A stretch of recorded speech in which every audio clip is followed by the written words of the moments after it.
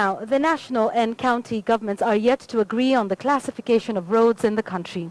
This comes as governors accuse the national government of illegally transferring the management of certain county roads to the national level.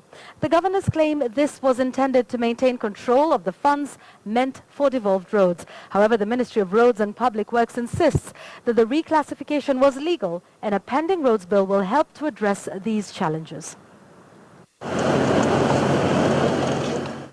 The Constitution stipulates that county governments are in charge of county roads, street lighting, traffic and parking, public road transport, as well as ferries and harbours, excluding international and national shipping.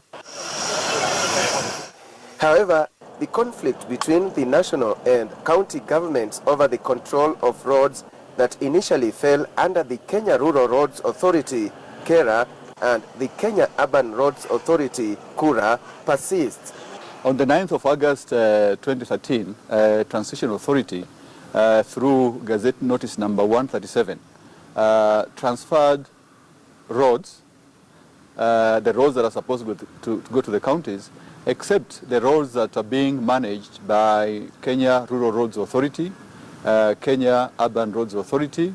But of course, when you look at that, that goes against the Constitution, because the Constitution only sees two types of roads, national roads and county roads.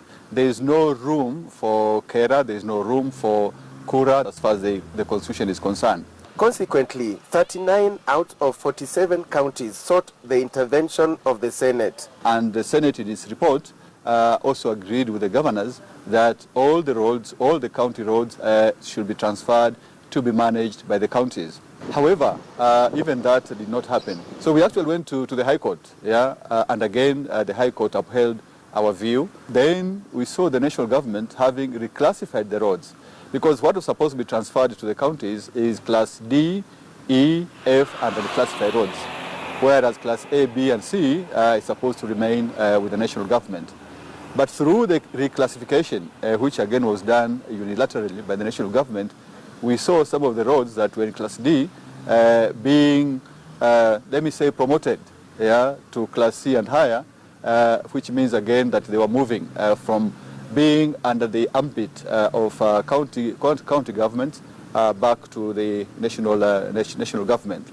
However, the principal secretary in charge of infrastructure looks at it differently. National roads are like Class A, B, and C, which again, if you sum up all those, is 40,000 kilometers, and this is mainly where we have high traffic, where it carries high traffic of volumes.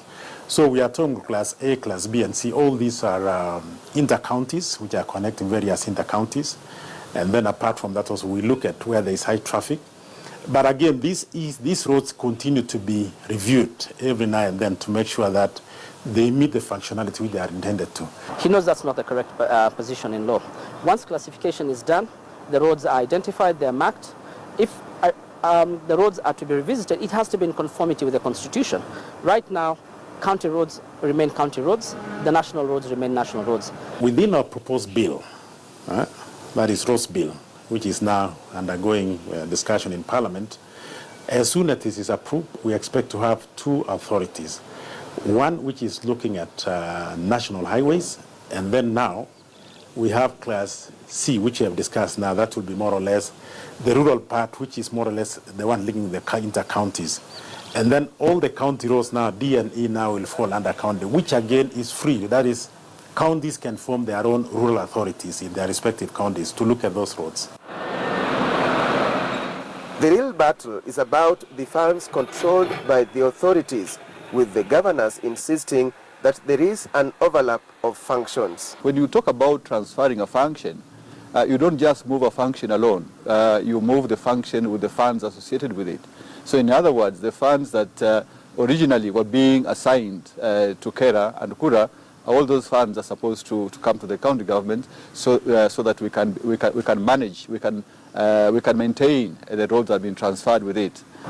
The national government, through the Ministry of Roads and Public Works, needs to sit down with the 47 governors.